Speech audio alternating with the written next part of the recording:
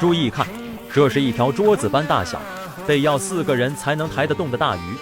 是足有200斤重。这种鱼被叫魔鬼鱼，体型可以长得很大，身体是扁平大又圆，长长的尾巴，拿起来是比人都还要高，目测的近3米。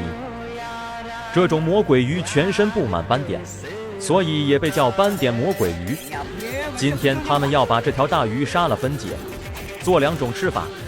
整个过程让人大开眼界。处理这种鱼，他们是先要把边裙处理下来，相当于鱼鳍，没什么可吃，而后再给一条条分割。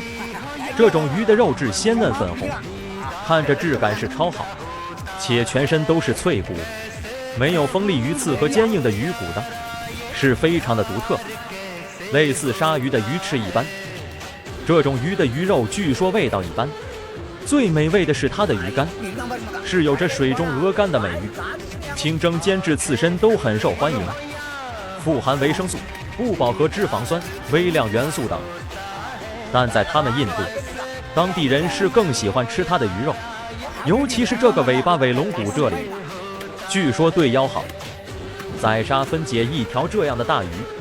那就相当于杀一头200来斤的大肥猪一样，是相当不容易。整个过程是持续了1个多小时。分解下来的鱼肉，一些它是直接砍成鱼块，一些呢还得剥皮再砍块。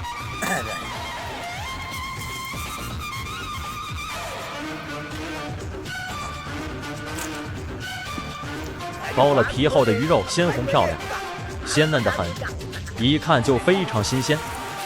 其中的一部分砍成块就一大锅了，一些呢打算用来香煎油炸，一些红烧烹饪。香煎油炸的还得腌制调味一下，咖喱、辣椒面、姜黄粉、孜然、胡椒粉等香料是没少放，而另一些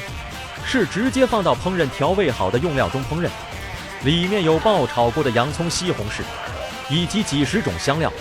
当地人无论是做什么美食，用料都是放非常多的，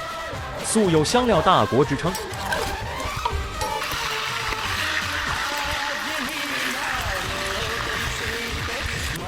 这是香煎油炸出来的，看着虽然有些黑乎乎的，但外焦里嫩，也是相当香的。而这些红烧烹饪的也是十分入味香，看着就很不错，没有煮成糊糊，这一点就加分了。不过这种用来拌米饭抓着吃的方式，要是能改用筷子勺子的话，那就更好了。这种鱼味道虽然不怎么样，但在他们的用料加持下，那也是很香很美味。